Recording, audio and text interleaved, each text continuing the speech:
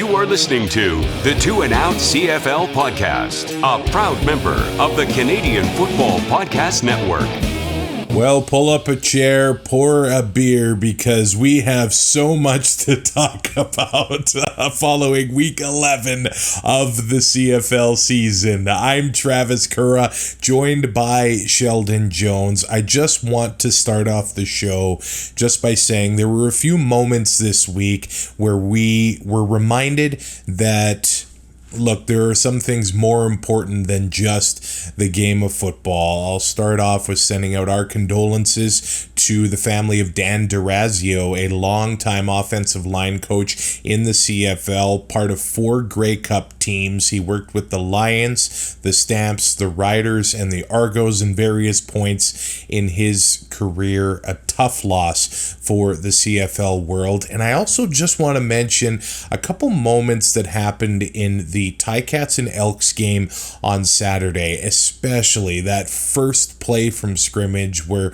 Luther Hakanavanu was, it appeared, very seriously injured to the point, and it does appear to be precautionary, thankfully, but that he was taken off the field via ambulance, and the game was delayed. It was good to see that he was moving his extremities, and then he ended up sending out a tweet late Saturday night saying, "I'm okay. Thank you so much for your thoughts and well wishes." And then Taylor Powell, the same half, ends up getting injured and leaves Tim Hortons Field in an ambulance as well. So I know we're going to talk about a lot of silly things, but there were a few moments this week, man, where we're just remembering that, yeah, it's just the game that we play, but a lot of dangerous things can happen. And hey, football is family when we talk about the loss of Dan Dorazio as well, Sheldon. Yeah, big loss there. You could see the tributes pouring in all over Twitter for him, and just his contributions to the league as a coach in those 4 Grey Cups, like you mentioned, and yeah, just what a sobering sight that hit on Luther, especially. The hit on Taylor, I think, was a little bit more upsetting, just because it looked like it was a helmet to helmet. But the Luther Hakanavanu one, it was just like, a bang bang play where his head, just the way his head and his neck kind of ragdolled around, it was scary. So it was just great to see, that both seem to be okay, and hopefully they can get back on the field as soon as they can. But again, it just goes to show that there is more important things, than being mad at the command center or being mad at a name or a certain player getting reinstated. Like, there are certain things you can be mad about, but then when it comes to actually the safety, and you see ambulances and stuff like that, it kind of just puts everything in perspective a little bit.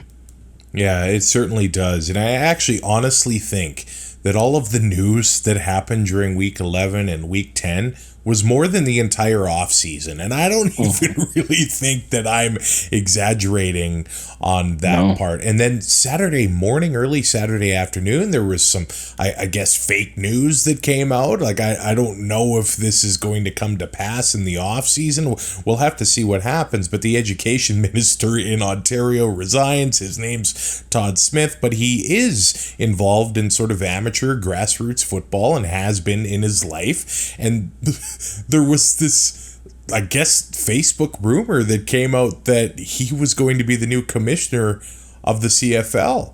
And I mean, I was skeptical, and it appears that wasn't the case. I don't know if this is going to come to pass in the offseason or anything like that, but certainly a strange moment. Normally we don't see rumors like this in the CFL, Sheldon. Yeah, and it is interesting because apparently the guy who did initially make this Facebook post does have credible sources, and it seems like he's kind of sticking his neck out on the line for this story. And I know there was a friend of mine who did share it on Twitter, and I was chatting with him, and he kind of agreed. He's like, I just, for this guy to actually put this information out, and plus there was a lot of other people who were saying that they've heard the same rumor from different sources too, so it could come to pass. This guy does have a postgraduate degree in sports administration, and he was a coach at York University for 6 years, and he played in the CIS. So definitely has football and sports on his docket, I guess. But I guess we'll see what happens here. But there's a lot of tinfoil hat kind of stuff about, maybe the MLSE not being happy about certain things with the Chad Kelly situation and forcing a hand here. But it seems cooler heads prevailed in that sense. But we'll see what happens. I guess maybe it's a transition to the end of the off season. That's when it does happen. Who knows? But I guess we'll come back around if it does happen. It's certainly worth bringing up, and you brought up Chad Kelly. It is official. He has been reinstated by the Canadian Football League and did return to practice for the Argos on Sunday. Now, it came out, was it Friday, that the CFL went to sort of put some provisions in his reinstatement that this would be a last chance scenario, and if you screw up, you are gone. Now, Chad Kelly and his representatives, they pushed back on that, and they didn't want to sign it. In the end, they ended up signing it. We have to remember, and because I know some people were throwing shade the CFLPA's way, but he was independent in this, and the CFLPA did not represent him in this. But we got to move forward. I know there are dissenting opinions here. Some Argo fans, of course, they want to see him back on the field because fan is short for fanatic. They know it's the best for their football team.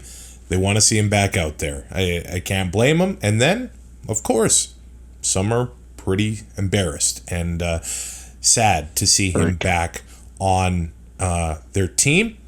But I don't think it's really unreasonable that the CFL put a last chance thing into play here. And I don't think that's unreasonable. I think it's pretty positive. So if he screws up again, so long. Mm-hmm.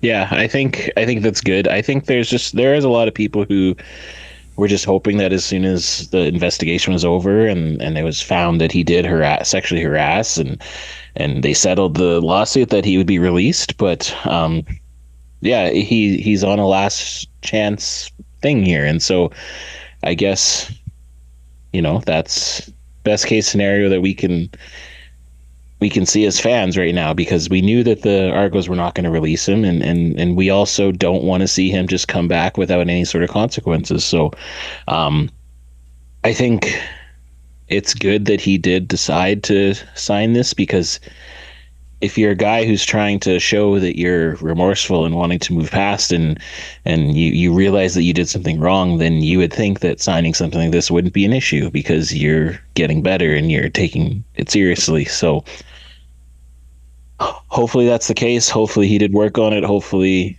this doesn't happen again, because there would be a PR nightmare. But at least if it does happen again, he'll be gone and that distraction will be gone.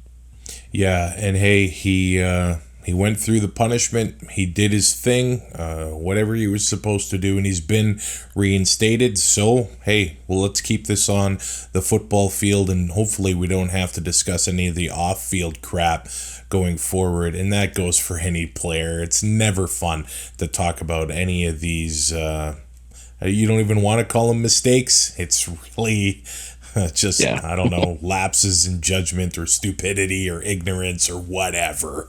But hopefully we don't have to talk about any of that kind of stuff anytime soon. Now, I think this next point, it's pretty important to talk about before we get into the games, because you remember week 10, the Riders, the REDBLACKS, the command center comes down at the end of the game.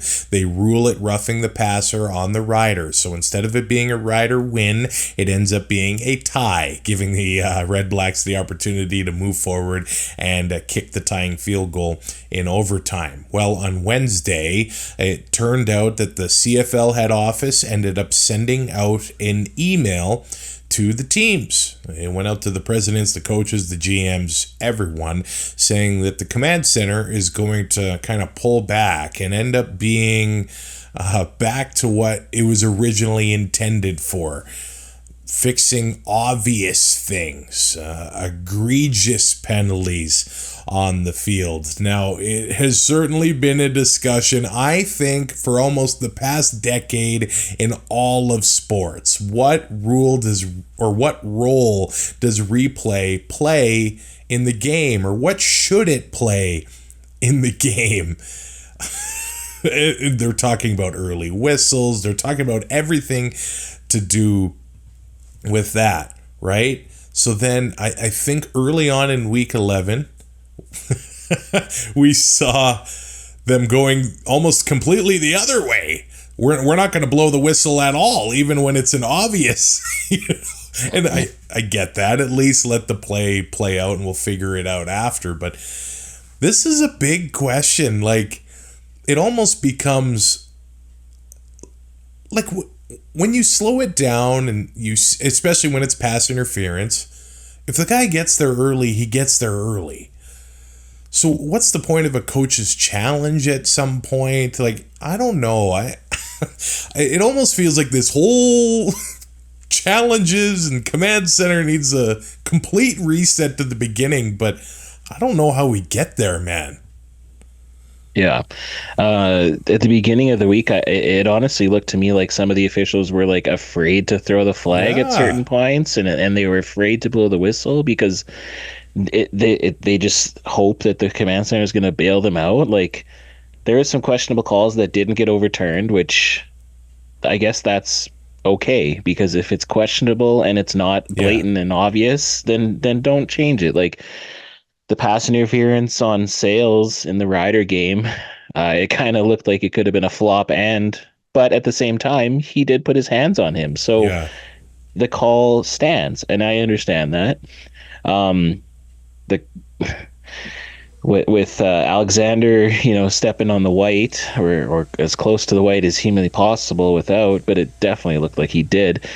Again, that call, there's a lot of Rider fans who are upset, thinking that is the reason they lost. Yeah. It's not. We're gonna talk about why they lost when we review the game. But to me, it just kind of rattles me, because that, if they have the right, like, if they have the same views that we have as fans in the command center, and they see what we see, how do they see it differently? I guess that's my question, and how I wish there was some more explanation. And actually, in the Rider game, when there was a penalty they threw the penalty for intentional grounding, and then they reviewed it and they said, no, actually, the running back was 2 yards away from the ball, and Andre actually said that over the announce so that everyone in the stadium can hear it. And of course, there's a lot of fans who just boo Andre because they're ignorant, but he was explaining the reason why they picked up the flag, and that was actually really good, because it helps the viewer understand that. So educate the viewer. I wish, players are available for media after a game if they screw up. Most of the time, some players hide. But I want to talk about that later on. Okay. Some players are hiding about that, but at the same, like, why can't Al Bradbury take some questions? Why can't there be a Twitter? Like, why can't he go on the CFL's PR Twitter page and say, hey, this is why I called this way? Like, give us some explanation, let us know, so that we can try to understand why they're making the calls they are. I guess that's all I would look for. And last year, they actually did it up until the end of the year, and they did it for a few years, kind of explaining why reviews went certain ways and things like that. That seems to have kind of stopped right now. But then, over the past couple of years, there was kind of discussion and some confusion about where and when the command center could step in and fix things, and it seemed to be like roughing the passer or neutral zone infractions like procedure and offsides and things like that, and of course reviewing every possible turnover and scoring play. And it got to a point where it was, I think, getting a little crazy. But then there have been some points over the past few weeks when we've become confused again over what's pass interference and what's not. So I guess the explanation would really help a little bit. And I guess it just goes to show, how really closely matched these teams are and these athletes are, because there are still things happening that I don't remember seeing before, like the Davis Alexander play. I don't think I've seen a point where a player takes a step and then once he starts to drive off that foot again, it slides. Like, this whole week has been bizarre, but let's start by talking about Calgary losing at home for the first time this season to the Ottawa REDBLACKS as Jeremiah Masoli starts for the first time since July of 2023 and leads the REDBLACKS to a 31-29 victory. In fact, he had his first touchdown pass, and I think it was over 2 years, July of 2022, to Nate Bahar in the game that Garrett Marino ended up hurting Masoli. It was the last time that Jeremiah Masoli threw a touchdown pass. His final stat line, 27 of 35, 254 yards and a touchdown. I've seen rumbling, Sheldon. I mean, is there now a quarterback kind of controversy back on in Ottawa? It's a good problem to have, and I think Masoli exceeded probably everybody's expectations except his own. So glad to see him back, and I think the amount of adversity and pain and injury that he's fought through to get to this point, a tip of the cap to him. It's kind of a shame that there's so much crap going on that it's overshadowed that story, but man, what a great story to have Masoli back on the field and performing like he can.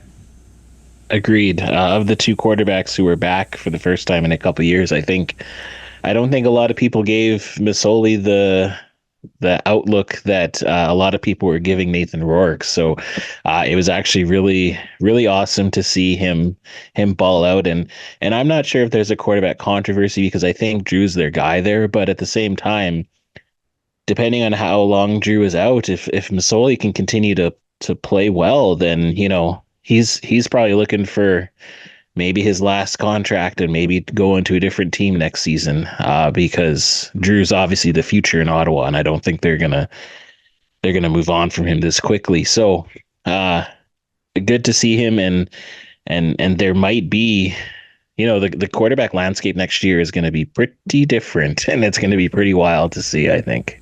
Well, and the good teams have two quarterbacks that they can trust and win with. And Ottawa has proven that, hey, they've got two, and hey, they even trust Dustin Crum to come in certain situations as well. So that quarterback room in Ottawa is definitely an asset, and it's going to be for the rest of the season.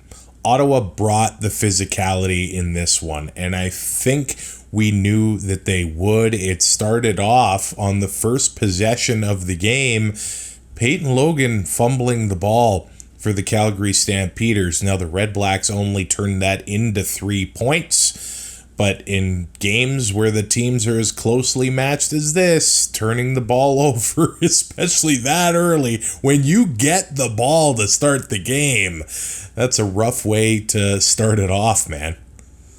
Yeah, it was such an evenly matched game, but like capitalizing, you got to capitalize on that. You got to put 7 in when that happens, especially on the road. But at the end of the day, it didn't matter because they were able to get the win there. But it was, Calgary plays so different when they're at home, and still, even in this game, like they barely lost, which is very interesting. But it just started off the week of pretty good games. It was a good start. Somebody actually sent us a tweet just saying simply, can we talk about how good the games have been this year? And I think the entertainment value that the CFL has been bringing to the table in 2024 has been amazing. And we're only at now officially past the halfway point of the season. We're only getting started. There's a lot of football to be played and a lot of stories to go over. So yeah, this has been a phenomenal season so far. Now the Stamps answer back, and they ended up making well, a change at running back early on, at least getting Kylan Hill the ball. A newcomer to the roster for the Stampeders. They gave him 9 carries. He ended up having 38 yards, but he also had 3 catches for 18 yards. And the running back depth in Calgary continuing to be tested, but the Stamps answered back after that fumble and the field goal from the REDBLACKS to go all the way down the field and get a touchdown to take the lead. They were making plays, and I think the Stamps are very happy and very high on receiver Ishmael Hyman, who ended up drawing the pass interference penalty from Brandon Dandridge of the REDBLACKS on the goal line. And then the very next drive, they make a very similar throw to a very similar part of the field where Hyman makes the catch and he's down at the 1, which ended up leading to a hat trick of rushing touchdowns for Tommy Stevens. 7 carries, 10 yards, 3 touchdowns. I think he might have been a good fantasy quarterback, but I just don't have the guts to do it. One of these weeks, I think I'm going to have to, Sheldon. Yeah, if they're playing at home, it's definitely a good risk there. Yeah, it's funny because it takes away from Mayer's stat line, but Mayer didn't have a bad game. Like he was 1 yard away from getting those 3 touchdowns. So, kudos to Mayer. The ball over, so yeah, kudos to him for doing everything he could. It's just, Calgary, they have a good defense and they have, ball hawks in that defense, and if a couple, tipped balls or dropped interceptions go the other way, I think that they had a better chance here. But Ottawa is they're a dangerous team, and they're probably the most underrated team this year at the beginning, and now they're kind of just proving us all wrong for having them either 4th or 3rd in the East in our predictions.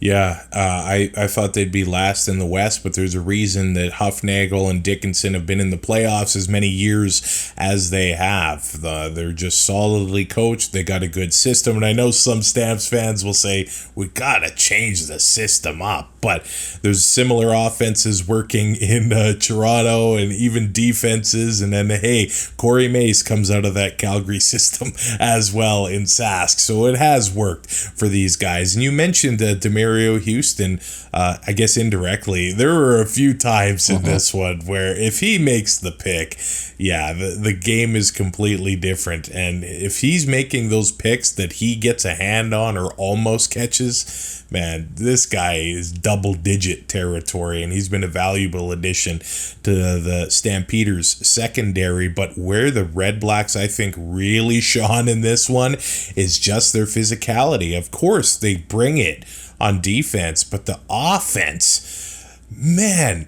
Rock Armstead, 11 carries, 120 yards, and a touchdown. They were running all over the Stampeders, and if you are giving up almost 11 yards a carry, you're in tough to win any game. Yeah, he's been pretty dynamic this year. He's been a great find for Ottawa, and there was that question mark when their number 1, blew an Achilles right before the season started, and they didn't know what they were going to do. But now you never want to see somebody go down. But with that happening, we now have another, I know it's his first season, but he's looking like he's an elite running back for this league. So it's just exciting. Yeah, the REDBLACKS are so physical, and they've been building that for a few years, just building a nasty offensive line that will just overmatch opposing defenses. So good for them on that. And hey, I think Jalen Acklin welcoming the return of Jeremiah Masoli, 6 catches, 94 yards for him, leading the REDBLACKS in receiving. And then Reggie Bagleton leading the Stampeders in receiving, 4 catches and 92 yards. And I mean, that was on 4 targets. It certainly felt like they should have given Reggie the ball a few more times. But this one was just play for play. And at the end of the game, Jeremiah Masoli getting the ball with not too much time left. Let's see exactly how much time that they got the ball with, because the Stamps took the lead 29-28 with 38 seconds to go, and then second and 12, 11 seconds to go. Masoli runs out to the sideline. Julian Hauser with them in pursuit. Masoli makes the completion to Braylon Addison. I guess that's going back to his Hamilton days as well. A 16-yard gain. Lewis Ward, 51 yards, a walk-off win at McMahon Stadium. But that final drive, the Stamps had several opportunities to stop what the Red Blacks offense were trying to do, because before that second and 12, it was first and 20 with the Red Blacks taking a holding penalty. I thought that was the game right there when Ottawa took that penalty. Yeah, it was just demoralizing, but obviously Masoli, he's been there before, and he just willed it and just put his arm on the line there and found him down there and got to the field goal. It was just really impressive, because those are the type of things when you see the players who are playing every week and they're in that mode and they've been doing that week in, week out, and he's, coming off cold off the bench and he's still able to have that composure and get that done. It was just really impressive. And I do want to mention here, Baron Miles, the defensive coordinator for the Ottawa REDBLACKS, his 21-year-old daughter, Ava, was flown via air ambulance to the Cleveland Clinic in Ohio. It was on Thursday, the same day that the REDBLACKS beat the Stampeders. She met with surgeons the next day, a plan of action to attack her gastroparesis. It's paralysis of the stomach, and has reached extreme degree that has life-threatening complications there.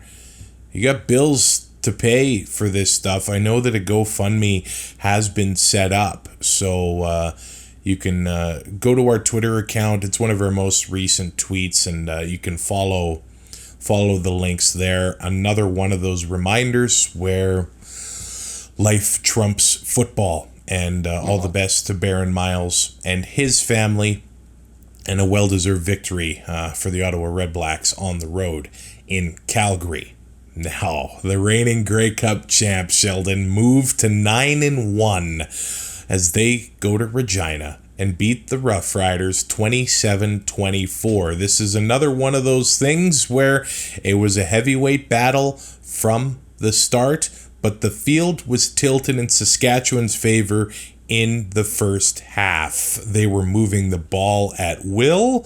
The yards were piling up for Trevor Harris and the Rider offense, but the points were not, Sheldon. And early on, the Riders should have been able to take a early lead, but they just couldn't. Lothar was missing field goals, and then there were a couple coaching decisions that I thought were actually quite puzzling, especially with how much the Owls defense was on the field and the Rider offense was having some momentum. I would like your thoughts on the first half, because I think that ended up being the difference at the end of the day. Yeah, for sure. When you can tell that your kicker's having an off game and you're 3rd and 1.5, and you're deep in the opponent's zone, you go for it, because you need to. I understand if Corey was trying just to get Lowther back out there to build up his confidence and to let him hit a supposed easy one again, that's fine. But Craig Dickinson last year would have went for those 3rd and 1.5s, and he was a pretty actual conservative coach. And I want to say this. I think that with Trevor Harris out there on 3rd and 1, the Owls knew that they were just going to try to bait him to go offside. We were sitting there. I was Alex from the Piffles podcast was literally the row above me, and like we saw Harris that we looked at each other and we're like, what the F is going on? Like, this is stupid. And we just like, and it was frustrating because a couple of those things, you keep your feet, like you should be able to get the yard there. So I don't know if he wanted to get Lowther's confidence back up, or he didn't trust Shea to get it. Like, Shea went in and got one already. So I don't know, but yeah, there was a couple calls there. The call for later on in the game where they gave up a single point on a kickoff, that was really puzzling as well in such a close game. I actually thought that the Riders in the second quarter probably should have went for it on 3rd and 5 instead of kicking the 13-yard field goal. And then 100%. Yeah, that was an interesting call. Just because at that time the Alouettes weren't moving the ball.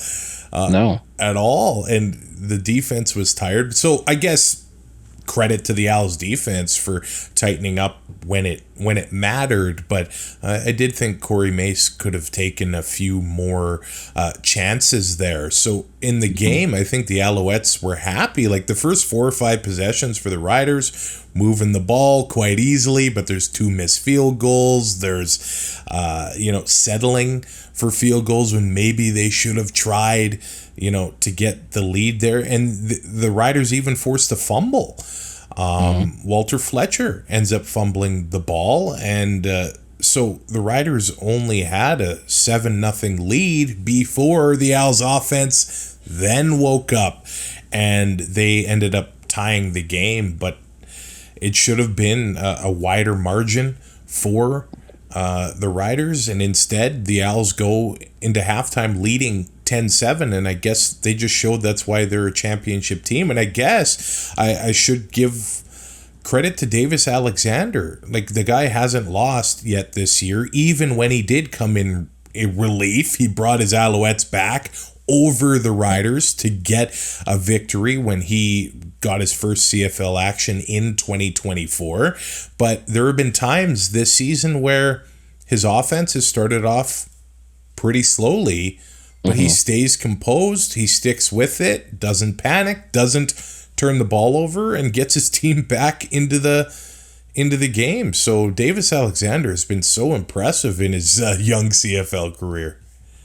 Yeah, it's a very small sample size, but he looks like, he could be one of the next guys. I know sometimes when we think that it doesn't work out, I think of, James Franklin, I think of Nick Arbuckle, I think of, Drew Willie, even to a point. Like, sometimes they look really good in relief, and then it just doesn't pan out. But he does look, and I know he's been like highly touted for years. So it's good to actually see him in there. And I think the Riders did a good job of their usual bend but don't break once the Owl offense did kind of start going. But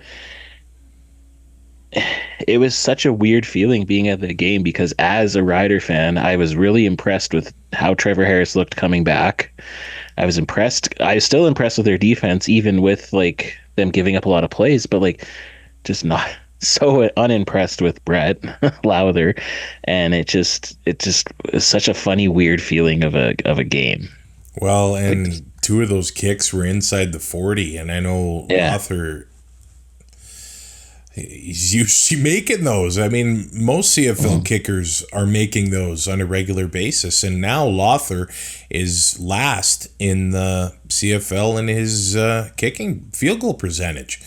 And this is quite the, I guess, change for him. They're used to relying on him even from 50 and back and thinking that he's got a shot at making these kicks. But this one, he misses the 2 in the first half, and then the second half starts. The Riders end up taking a 17-13 lead, and then, Brett Lowther has a chance to extend that to 20-17 or 13 lead.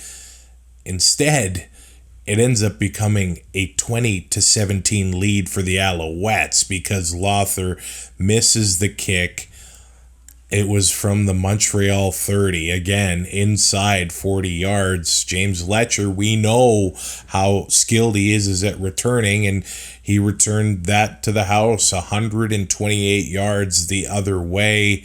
What a swing in momentum. Instead of the Riders being up by a touchdown, they end up trailing by a field goal after the third missed field goal of the night.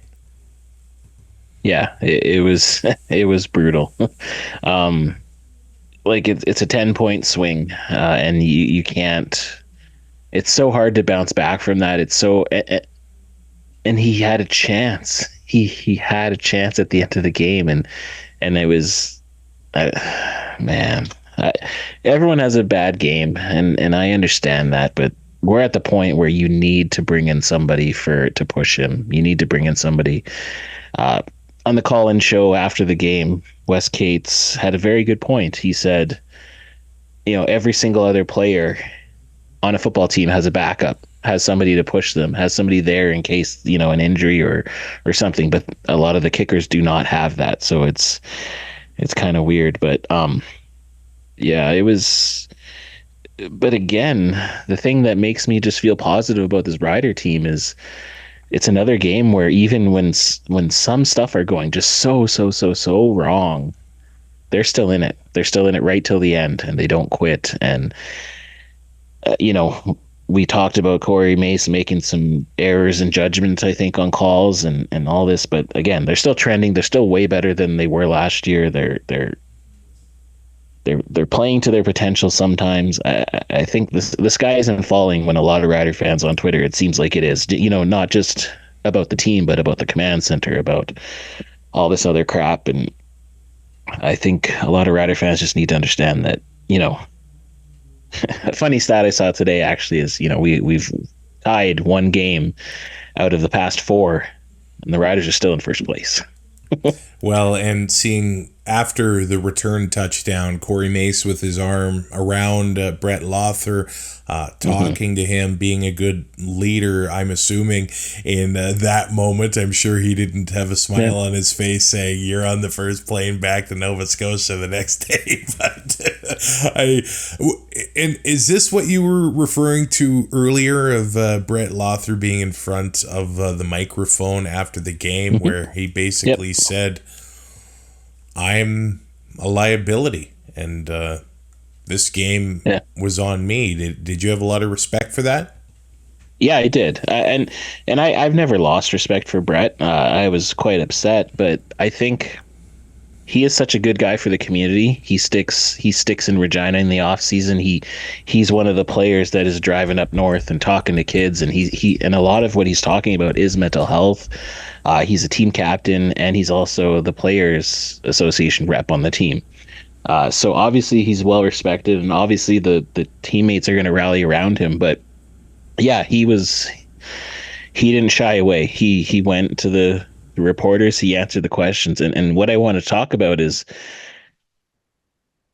we'll talk about it in the Hamilton game here. But Bo Levi still hasn't talked to the media after he was taken out of that game 2 weeks ago. He's still refusing to talk about it. I think it was Matthew Shinetti said on the broadcast that he tried talking to see how he's feeling, and he still said he wouldn't talk about it. So here's the thing. If you have nothing nice to say, no, I get that. I do. Should you be like? I think Bo knows he's just going to get himself in trouble. Yeah. And no, I understand. I think that would just. No, I understand what you're saying at one. Yeah. But at the same time, I want that honesty and I want that chaos. That's exactly why I'm saying it. I want to hear him pissed off. I know he had that Instagram post about the kids helping out after daddy loses his job or whatever. But it's just, you want to see that fire, and look at what happened. He had to go into the game, and yeah, he didn't. He looked okay, but he also threw. We'll talk about that when we talk about that. Yeah. But again, I still have respect for Brett, and I don't think the Riders should cut him. I just think that he needs to be pressured, and they need to have another kicker come in, because it's a mental thing, but at the same time, it's just human nature. If somebody's there trying to not only help you get better, but also push you to get better, you're most likely going to get better. And there's a kicker who's on the Elks PR who's sharing videos of him just nailing 50 and 55 yarders. And he's quite the player. He's quite the character. I think if I was Jeremy O'Day, I'd be plucking him right off and seeing what we see, getting him in here. Now, if you do steal somebody off of a PR, you have to have them on the roster, I think.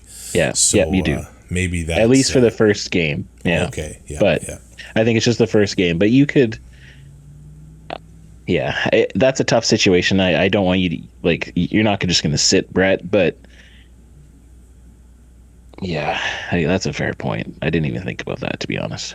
That's all right. That would be quite interesting. Brett Lothar, he ended up getting the Tom Pate Memorial Award last year.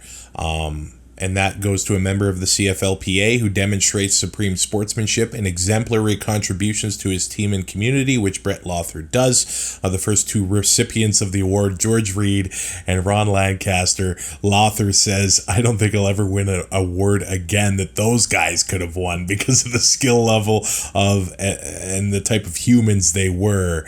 It's something that someday I'll look back on, reflect on. So Lothar is a class act and a rough game. And hopefully he can rebound from this. And the Riders actually did rebound from that return touchdown because Trevor Harris ends up finding Mitchell Picton for a touchdown. And they took the lead back. It was 24-21 Riders about halfway through the fourth quarter there.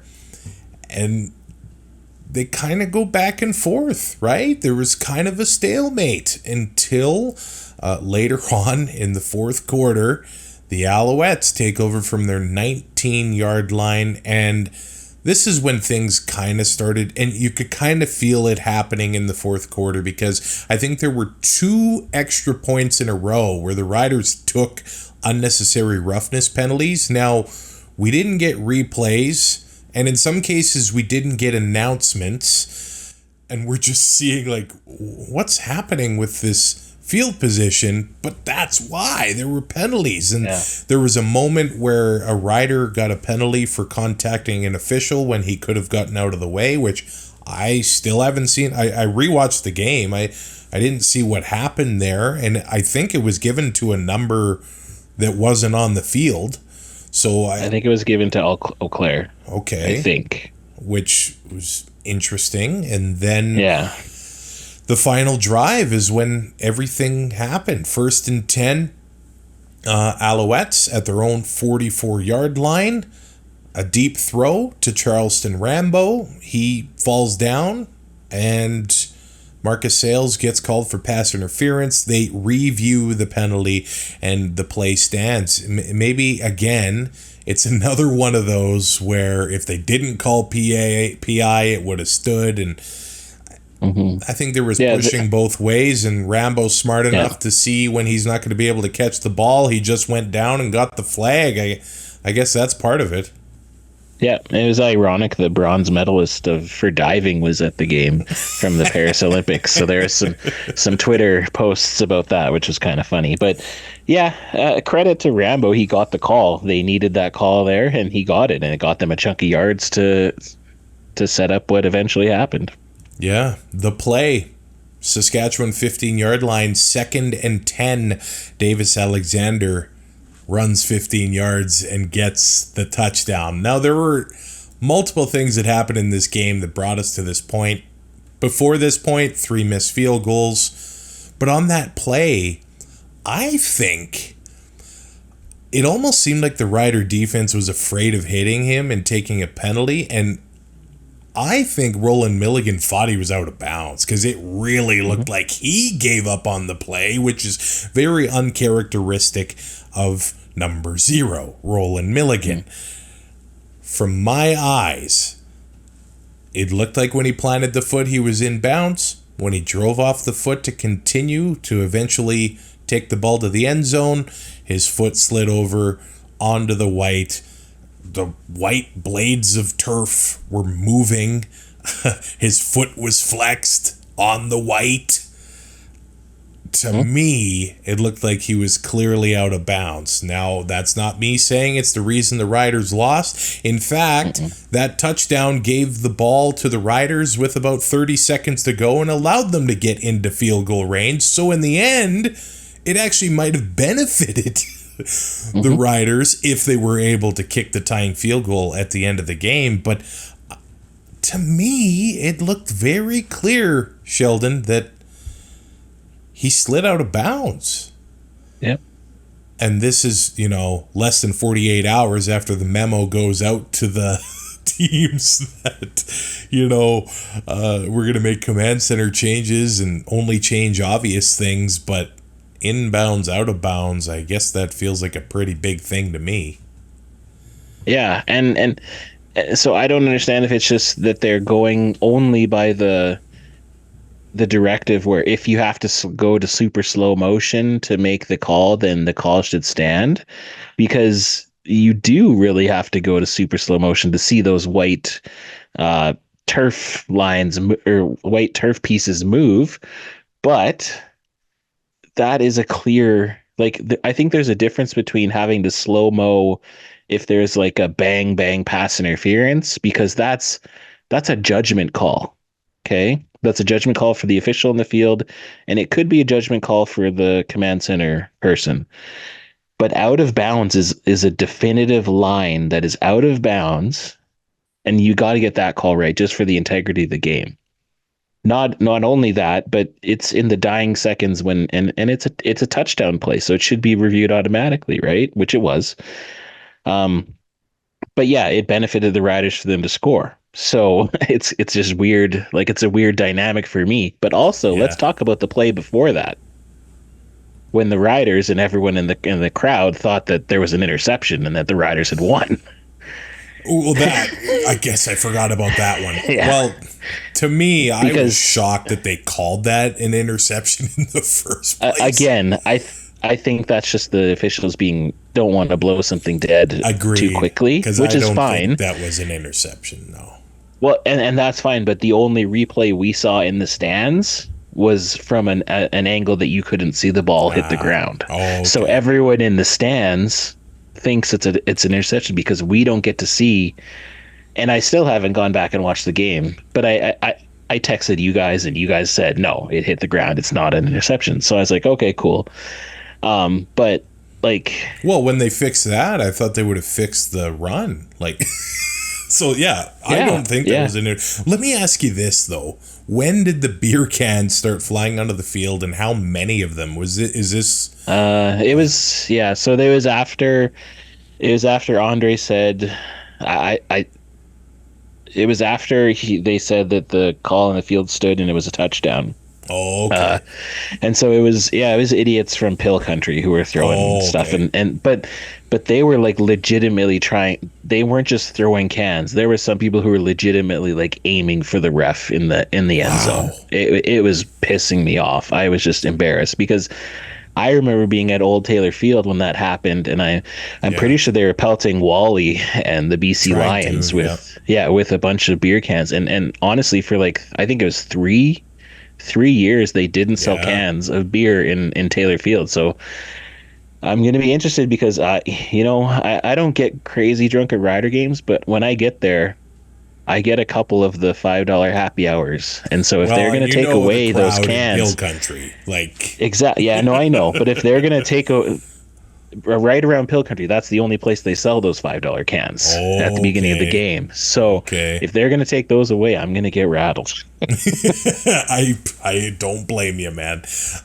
So then, hey, the Riders got an opportunity, man. And Brett Lothar had a 48-yard try to tie the game and send it to overtime and be able to erase the previous 3 misses in the game. But instead, it became 4 misses, and the Alouettes win 27-24. I think we've talked about Lothar enough, and so we've already covered that, but 48 yards is well inside his range, and this game could have went to overtime and become even more of a classic, really. But it wasn't to be for Brett Lothar on that night. And yeah, again, it's almost like the missed kicks and maybe some of the coaching decisions kind of tick the wind out of the sails of the return of Trevor Harris a little bit, because, man, what a performance from him moving the ball. Now, and I guess I got myself into a little bit of trouble on Twitter because, people were saying, oh, and Trevor's not elite. I just think he's a step below elite. And he could get there still. But maybe in today's CFL, compared to the rest of the quarterbacks, he is elite. And I don't mean that as a disservice to the rest, but he's not playing with Calvillo and Ray and Burris kind of thing. 355 yards passing, 30 of 39, 2 touchdowns. And hey, he said he could have made some throws earlier in the game, but 7 field goal attempts. And that's been his knock ever since he was back with Ottawa, like that. And when he went to Edmonton and when he went to Montreal, like the knock has always been that Trevor Harris is amazing between the 30s. But once you get to the red zone, it's I've heard that knock on Henry Burris, by the way. I've heard it talked about that way as well. It just gets tougher, at that point in the field. And you have less space to work with, so it does make sense. But it looked like he solved that at the beginning of the season, because his touchdown totals were really good in those first 3 games he played, 3 or 4, and it looked like and this was his first game back, so he's got to shake off some rust, but very little rust from what I could tell. He had a couple drops that weren't his fault. There was a couple overthrows or underthrows. Yeah, I didn't mention the drop from Sean Bain Jr., which he's a reliable receiver, and that was the perfect throw. And he was looking for the after the catch play, And then another great game by Myers, stepping up. Myers and Keyshawn Johnson had a really good game. Like the Riders, for whatever it is, they're really good at finding receivers. Like it seems every year they're able to find a nice receiver, and they very rarely have to go to free agency. Like of all the receivers they have, Sean Bain is the only one that they've gotten from another team. Everyone else is either drafted or signed by them. And so I think that's another part of Jeremy O'Day's game as a GM that is very overlooked, his ability to be able to bring in receiver talent. So and now they have a healthy quarterback. Their starting quarterback is back, and hopefully for the sake of Rider fans, they can kind of get out of this slump. And the short week coming up though, but we'll talk about that in a couple of days.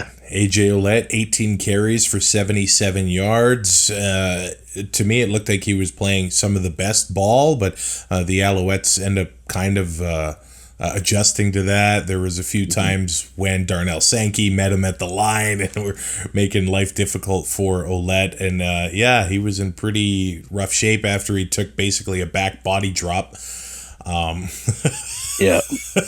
That looked like that hurt. But you mentioned Johnson and Myers for the Riders, so another positive. Like now they've got some tough decisions to make when some guys get healthy. I know some are Canadian, so that probably adds to it. But Myers, 8 catches, 101 yards. Johnson, 5 catches, 90 yards, and a touchdown. Charleston Rambo continues his great stretch for the Alouettes. He had 7 catches, 94 yards in this one. And a great game from Cole Speaker, who was able to find a couple breakdowns in the secondary for the Riders. 3 catches, 92 yards. And I think that injury to Deontay Williams in the Riders secondary is creating some favorable matchups for the offense. And the Alouettes were able to take advantage of that a few times. But man, Walter Fletcher only had 6 carries for 14 yards. He had 65 yards receiving and a touchdown. That is where he's very valuable to the Alouettes offense. And Davis Alexander, 22 of 33, 285 yards and a touchdown. He is doing everything that the Alouettes ask him for, and that's why they are 9-1. in at this point of the season. They've given themselves quite the cushion in the East, Sheldon. They have, yeah. And one thing I did forget to mention, that was Amari Henderson's worst game as a Rough Rider. It was not good. He had a lot of breakdowns. He had a lot of times where he could have tackled the receiver, but just the receiver juked him, and it was just rough day at the office for him. But again, I think hopefully we saw that happen with Sales his first game, and then Sales has kind of locked it down since then. So hopefully he can get he can get coached up here and try to get back in the swing of things. Now, the Edmonton Elks go to the Hammer and get their third consecutive victory after beating the Ticats 47-22. Now, I actually don't think that there's too much to go through on this game, just because what happened at the beginning of the game, I actually think it affected the Ticats the rest of the way. When Luther Hakanavanu left Tim Hortons Field in an ambulance, and then a few plays later, Taylor Powell gets hurt. He gets, I guess, evaluated for a concussion, and they take him to hospital for precautionary reasons. I think that really hurt the Ticats. And just from a human perspective, I know football's a business and they have to win and all that. I have a tough time blaming those guys. It just didn't feel like the energy was there when those two guys left the field. It's as simple as that. And the Elks were there and they took care of business, man. Yeah. McLeod kind of just built on what he was able to do coming in for relief at Trey Ford last game. And kind of ironic that Niles Morgan was involved in both of those hits. I guess let's talk about that, because now the first one, like you said earlier, I think that was just a freak accident. But the second one on Taylor Powell, when now they had a review from the command center on that one, and what they ended up reviewing was the fumble, and they gave the ball back to Hamilton. But I actually thought they were going to review the hit from Niles Morgan, and I like Niles Morgan, but Powell was already kind of, and I know these things are bang bang and they happen at full speed, and Sean Oakman was already making the tackle on Taylor Powell, but Morgan launched in there, and it seemed reckless to me, and I'm actually kind of surprised there was no penalty on the play. There should have been, and there was people who were like, "Oh my God, that's roughing the passer." No, it's not roughing the passer because he's a runner at that point, but it's definitely unnecessary roughness. Or like they've been calling grade 2 spears or whatever for a few of them. But so here's the thing that just, again, it rattled me about the command center. When they reviewed the Riders Ottawa game because of a fumble, they deemed the incidental contact to Dustin Crum as roughing the passer. Okay. In this, they review a fumble. There was an unnecessary hit that caused said fumble, and yet they do not cause a penalty. And this was, it wasn't an accident. It wasn't a player getting cut block and then, like, Morgan didn't get cut blocked and then fell into Taylor Powell with his helmet at the force that he did. So that as a fan of this league and as a defender of this league, it's really hard for me to defend the command center at that point, because you have to make it make sense. I don't want to go all into it again. I'm not going to waste time on it, but I'm fairly certain that for the second hit, not for the first one, Niles Morgan's going to get a fine for that, as he should. Yep. I think that will happen for sure. Now, Bo Levi Mitchell comes into the game, and it just, like I said, I don't feel like the energy was there. He ended up getting picked off by Derek Moncrief on about the 5-yard line, but that ball probably should have been caught. by, I think it was Greg Bell, the running back for the Ticats. There was another moment where he was picked off by Jackson. I think it was in the end zone.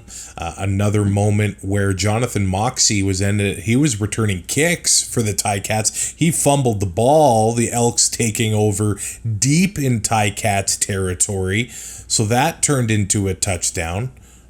And then he hurt himself hitting the Elk player after he scored a touchdown. Dylan Mitchell, yeah. So a rough game for Jonathan Moxey in this one. Yeah. So the Elks were working with short fields all game. The Ticats were taking terrible mistakes all game long outside of the injuries. I think it was late in was it the first quarter when they were showing the Ticat penalties, which they ended up with 11 penalties for 100 yards. I think the Elks had none. At one point in this game, they ended up with 4 for 53 in this one.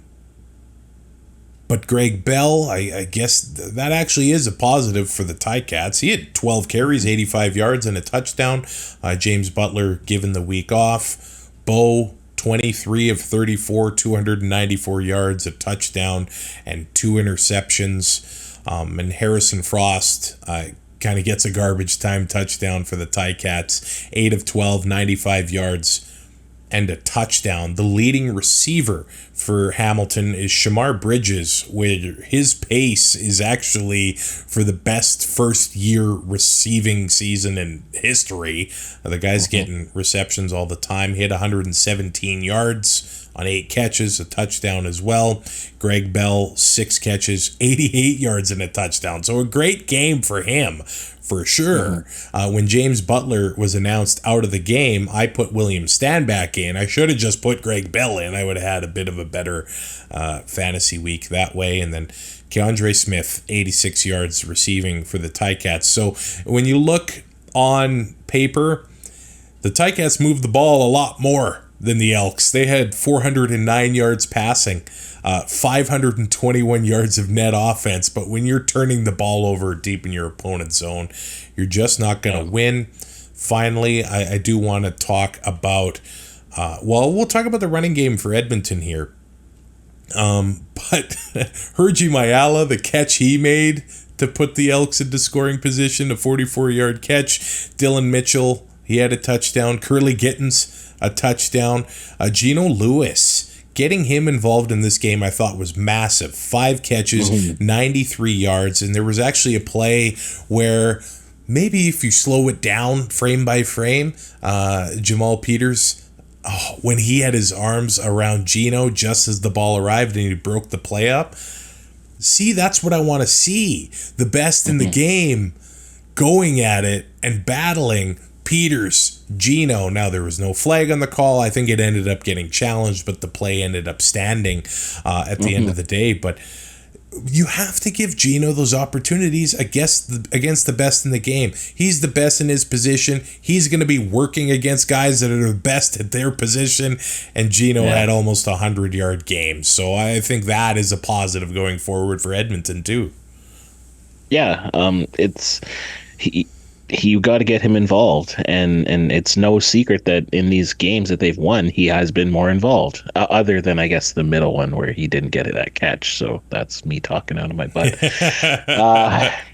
But I think, like you said, he's the 90-10 guy, and he's gonna bring them down more often than not if you can get the ball even close to where his hands are. So it was good to see him making those plays.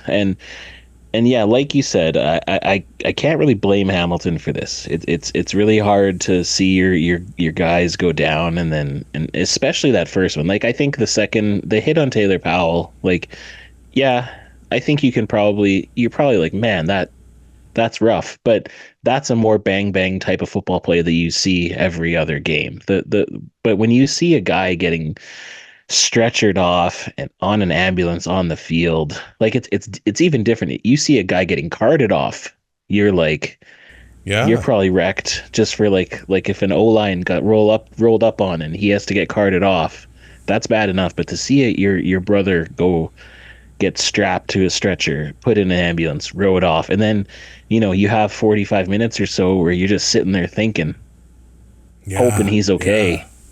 And then you got to try to wrap your mind about, okay, now we got to go get ready to start this game again. So I can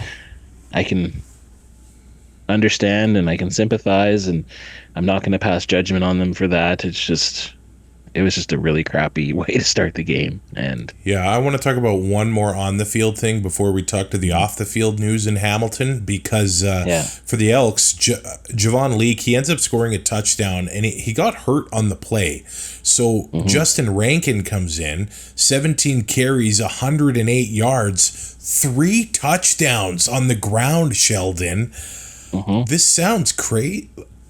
I think the Elks are going to have to move on from Kevin Brown. I mean, they're probably going to keep him on the roster for the rest of the year. I'm assuming maybe there's a trade on the way, but the way that their running game has shifted since Javon Leake got the start and then Rankin got on the roster, and part of me wondered maybe that would take another step back as Trey Ford wasn't playing in this one, and he clearly adds a dynamic that teams have to watch for when stopping the run. But Rankin's a monster. He's a physical beast here. And he's putting up yards. He's hard to tackle. And I don't know how long Leake is out for. Maybe they need to go with Rankin and Brown next game. But even with McLeod Bethel-Thompson getting the start, the Elks, they were able to run all over the Ticats here. Yeah, I never want to see a player lose their job because of an injury, but there are certain circumstances when that backup comes in and makes it a problem, like Javon Leake and now Rankin has done. You feel for Brown, but hopefully, that's a commodity that they have now that maybe they can get another piece of the puzzle that they need for. So it'll be interesting to see what happens there, but because Brown was one of the best in the league last year, so I know they sometimes say that running backs are a dime a dozen, which is unfortunate, but you want to see these guys who have success be able to sustain it. And while it's great to see Leake and Rankin ball out, it's just, you still want to be able to see Brown ball out. So hopefully that can happen somewhere. Now, the shocking news coming out of Hamilton on Sunday. Nothing shocking anymore. Like let's just admit that. There's no bingo. The bingo card is thrown away. No, I don't know if I made this comment. Yeah, we're at full bingo. Everybody wins. Blackout, whatever. If I made this comment on the pod or just in the group chat, I said, well, Hamilton's going to need a DC right away. Well, Mark Washington has been relieved of his duties, and the Ticats have brought in Chris Jones. Wow. So, are we at less than a month? About a month since, and we have to talk about Edmonton after this as well. About a month after Chris Jones gets relieved of his duties from Edmonton, he's now the DC in Hamilton. And he's back. That's got to be the Ed Hervey. He's back, I guess, with Scott Milanovic, the 2012 Grey Cup, the 100th Grey Cup that the Argos won. Or was that Mark Trestman coaching the Argos at that point? No, that was Milanovic. Oh, it was. Okay. So, yeah, Trestman came in for the 17 Grey Cup, right? Yeah. But Chris Jones was the DC then. He's got relationships with the front office and the personnel guys in Hamilton, and you're right, this might be the quickest in-season turnaround of all time. He's back in the booth or the sideline or whatever. Yeah, it has to be. And good for Larry Thompson, because now he's going to have to pay less money to Chris Jones. Because I'm fairly certain that any money that he makes in Hamilton will come off what he has to pay in Hamilton. I believe that's what how it works out when in this coach operations cap or whatever. But yeah, I thought it was going to be at least a couple of years before we saw Chris Jones again. But, I think Hamilton's a team where they could have a couple more wins if they had a better defense in a couple of their games. So it does make sense. Again, I never like seeing a guy lose his job. But when Hamilton's almost already playing for next year, so you get your new system in place early, and you can audition the players that you see fit, maybe. But if I'm Scott Milanovic, you got to turn this around, or else now you got a big cowboy there who's going to be ready to take over whenever that opportunity presents itself again. If that opportunity presents itself again. The Ticats are 2-8 on the season. And I've seen Ticat fans, and I can't blame them. Are they going to blow this whole thing up after the year? Like, I think Hervey's relatively new to the system, and his stamp, I think, on the roster is some of those big receivers that they're having success with this year. So maybe he sticks around, but Steinauer, he's probably nervous as the president of the team. Washington's gone.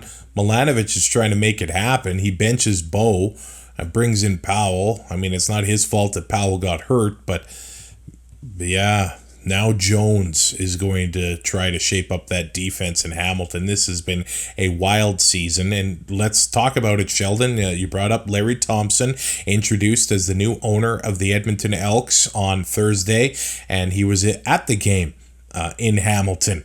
Got to travel with the team. Rick Lalisher was there with them. Now, I don't want to get into the name talk anymore. Maybe we'll just try to leave that.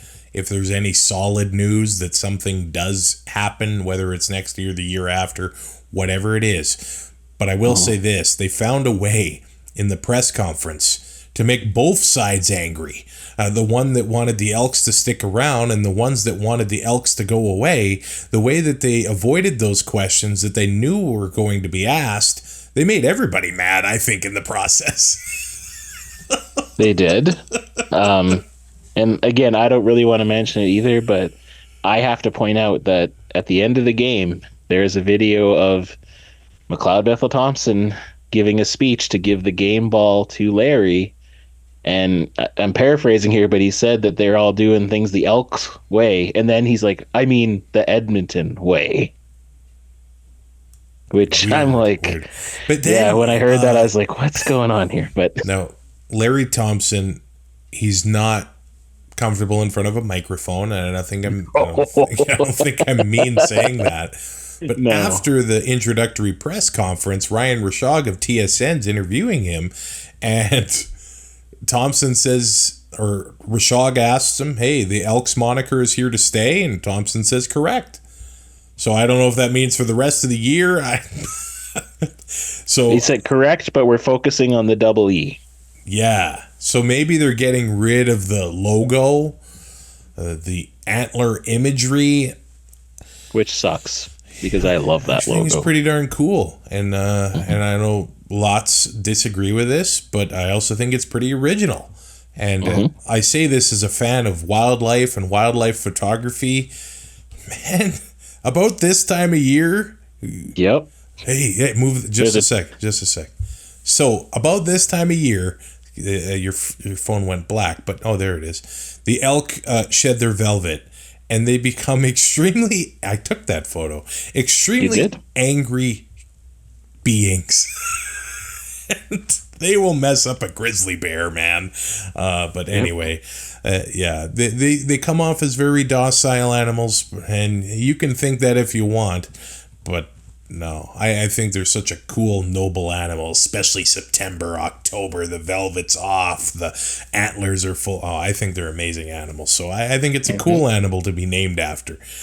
But yeah, that's just the name.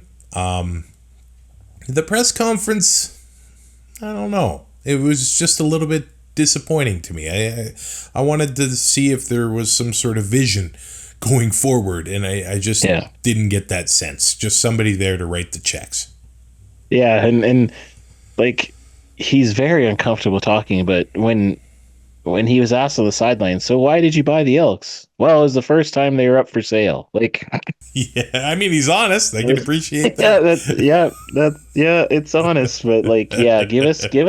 But he did. He gave a mission statement. He did Yeah. say, we have to get back to winning, and that's Yeah. important because the winning is important. That's the number one thing that's going to get people back to Commonwealth. So that's good, but it's going to take a while, I think, for him to get his hands in the clay and mold his vision and find out which people he wants and it's kind of interesting. I've been seeing some, I'm seeing a lot of tinfoil hats stuff around CFL this year, but I'm seeing that maybe Ed Hervey wants to get out of Hamilton to get back to Edmonton. Really? I have seen some people saying that. So, well, if he comes back as GM with Chris Jones as DC, let's put it this way. I think now is the perfect time for him to come back because those white envelopes. We're allowed to do that now with marketing money. Remember, fair. I like we're this. allowed. If Nathan Rourke can get $250,000 marketing, I think we can get some white envelopes for Ed Hervey. I think we need a new tinfoil hat segment on the show that Sheldon can host. I'll start making the hat. I'm totally in. Let's just we could do that on TikTok or something. Yeah, okay. I will say that, the fascinating discussion for me in Edmonton is the facility. Are there going to be changes made to Commonwealth, or is there going to be a new facility in 5, 7, 8 years? I don't know. I think that is an interesting thing to keep an eye on in Edmonton. Sheldon, you did mention Nathan Rourke. I don't think we need to talk too much about the Sunday night game where the Winnipeg Blue Bombers beat the BC Lions 20-11. And I will wear egg on my face. I will eat crow. I think maybe hindsight's 2020. Expecting a lot out of Nathan Rourke after 3 days of practice against a Winnipeg team off the bye. Nathan Rourke's human. Yeah. And I know that the Bombers are going to take this to the bank. Their fans are going to have a feather in their cap with the fact that still Nathan Rourke has not beaten the Winnipeg Blue Bombers. And I know they're very proud of that fact, and props to them. Yeah, I'm just pulling it up here because Winnipeg's social media account for the team had a pretty funny thing. They just had a recap and it showed and all it did was it had his stats from the game. That's what it was on their winning. So I love seeing Winnipeg's social media team throwing out shade and they take it back when they get beat. But yeah, he's human. I think it's different coming. Like for Trevor Harris, I know it was a shorter injury. For Masoli, longer injury, but Nathan Rourke was down for 2 years. He was playing a different game. He was the balls may be similar now, but it's he was playing on a shorter field. He was playing on a narrower field. He was playing with one less guy.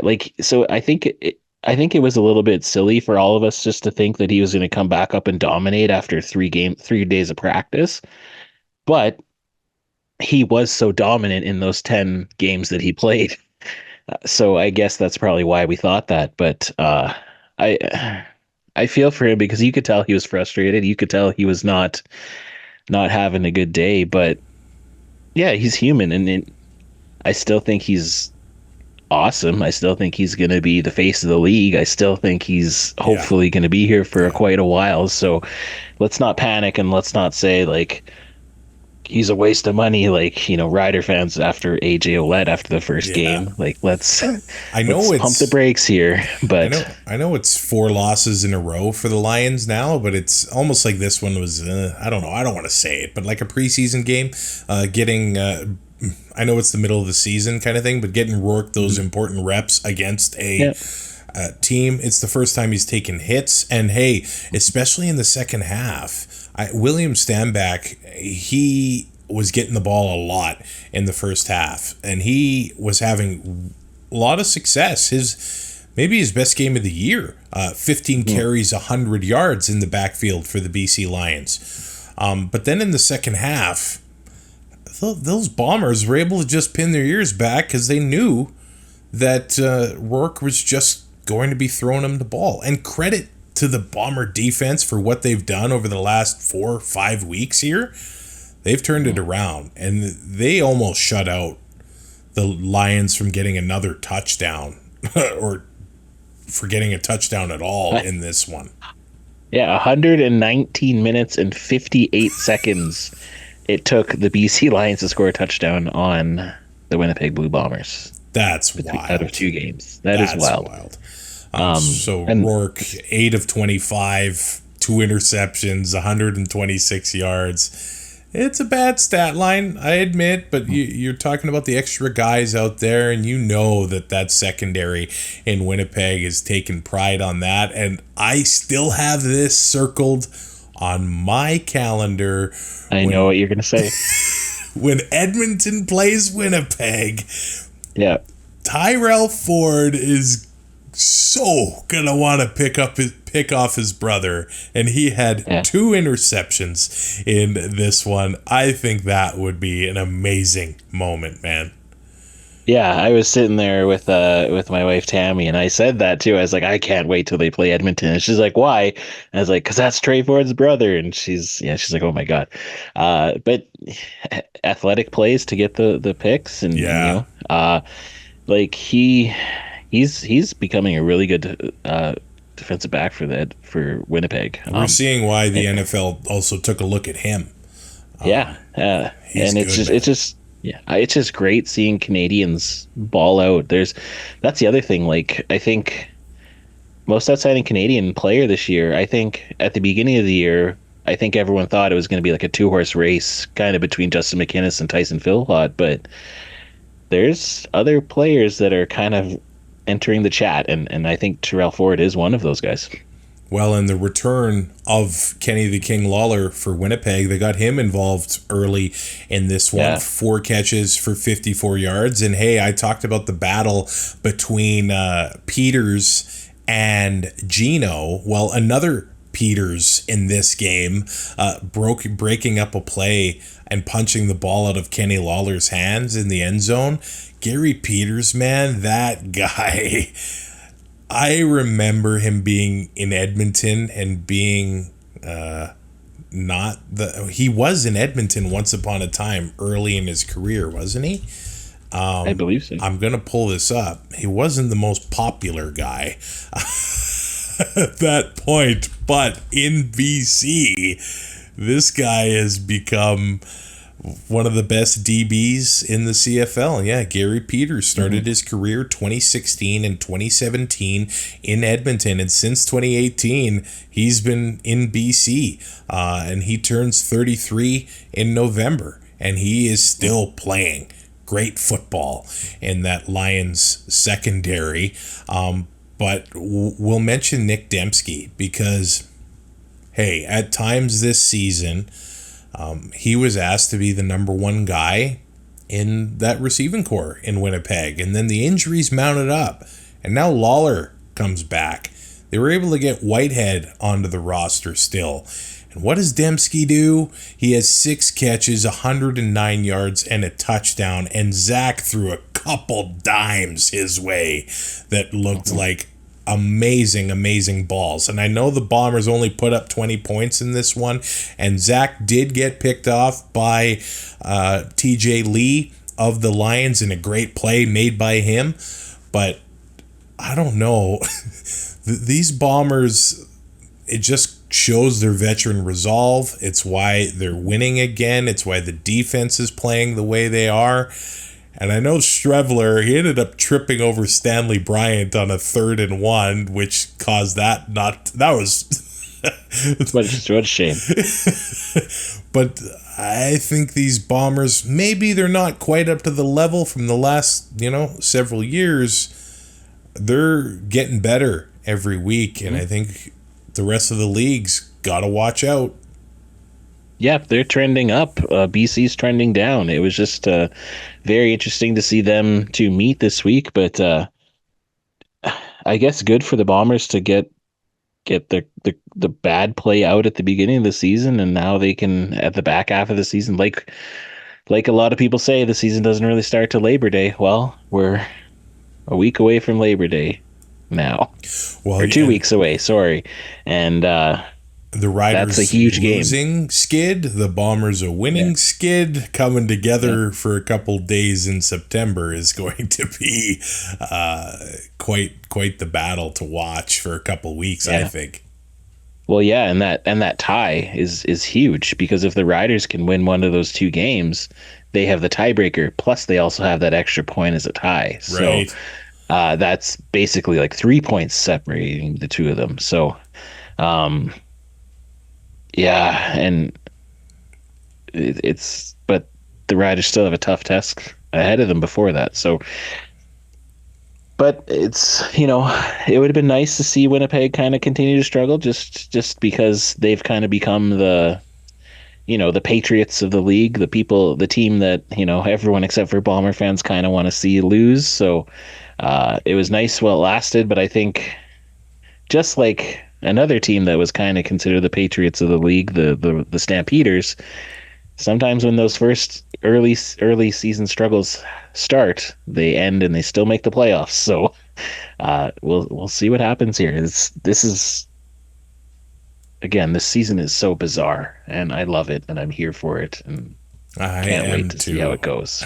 Brady Oliveira had 10 carries for 78 yards in this one, so a pretty good average himself. I think the BC Lions defense had a pretty good performance in this one, holding Winnipeg to 20 points. Like, they had the interception from TJ Lee, and they were able to keep the Lions in the game for a long time. The offense and Rourke just couldn't get going. It's as simple as that. We do have to congratulate Mike O'Shea for his 100th win as head coach, his 168th game as head coach for the Bombers. But also, it's the first head coach and GM combo, Kyle Walters and Mike O'Shea, to have 100 wins together.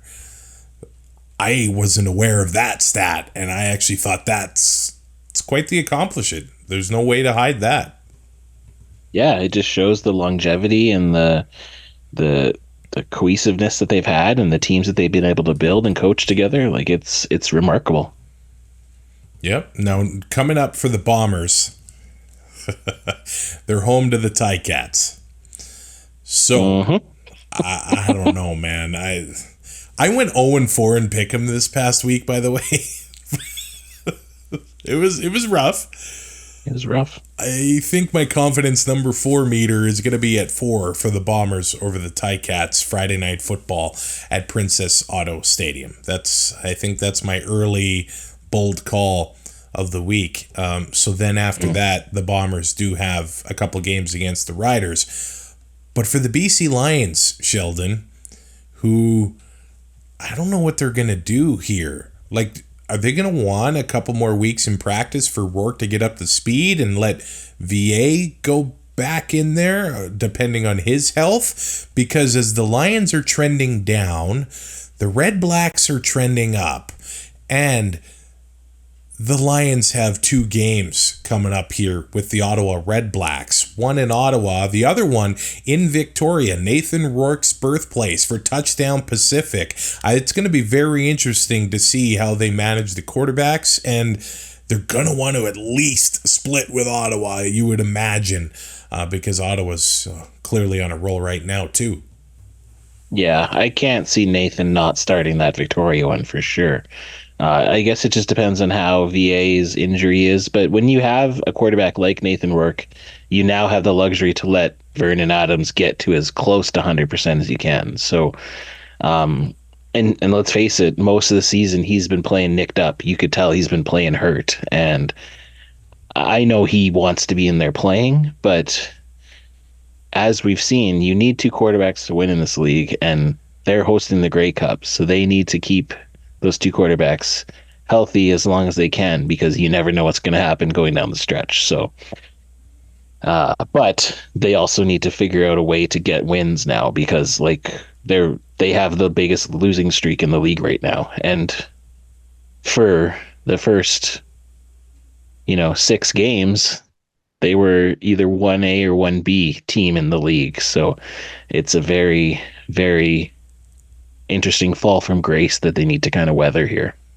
Well, now the Riders are first in the West again, 5-4-1. The Lions are 5-5. The Bombers and the Stamps are 4-6, and the Elks are 3-7. And they've got a game coming up in Montreal, a tough test, of course. But then they got back-to-back with Calgary, where some ground can be made up by the Edmonton Elks if they're going to keep playing the way they've been playing. Now, the rest of Week 12 is the Riders going to Toronto, where Chad Kelly has been reinstated.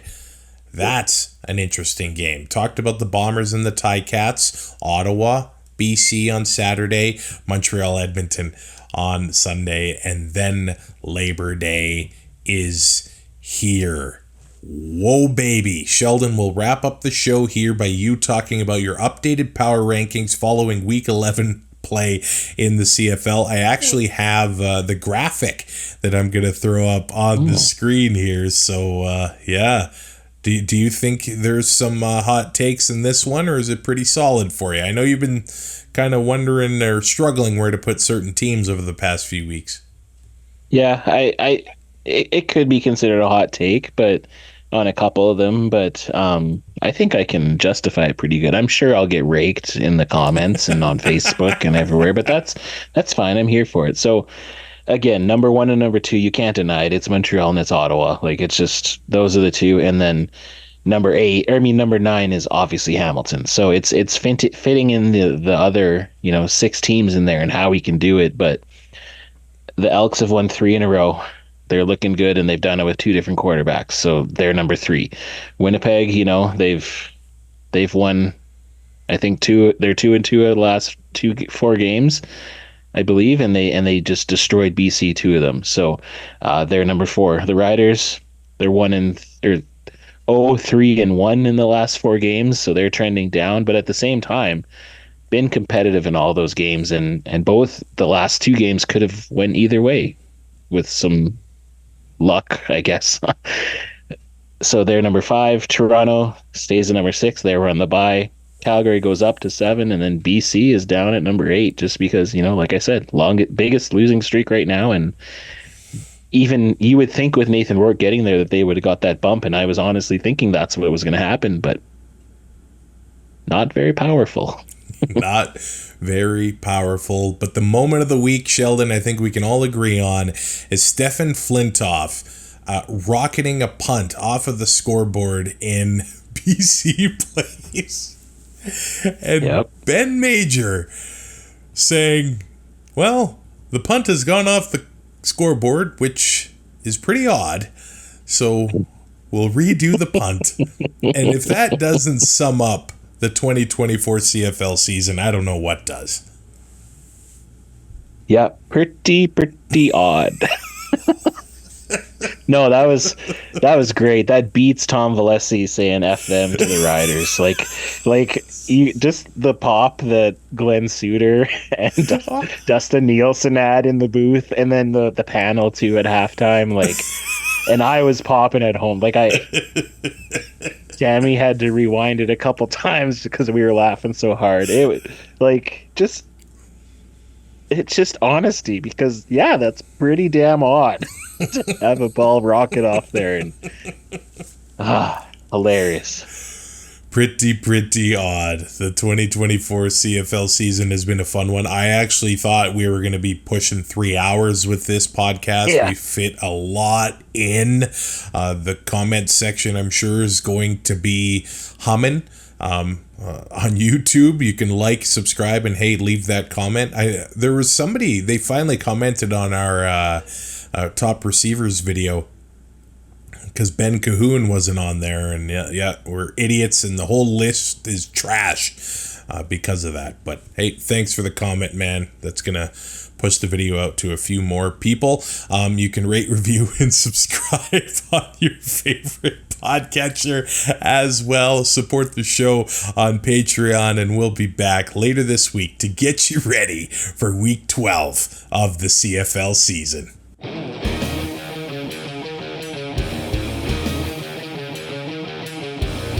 Thanks for listening. Find more great shows like this at CF Pod Network on Twitter.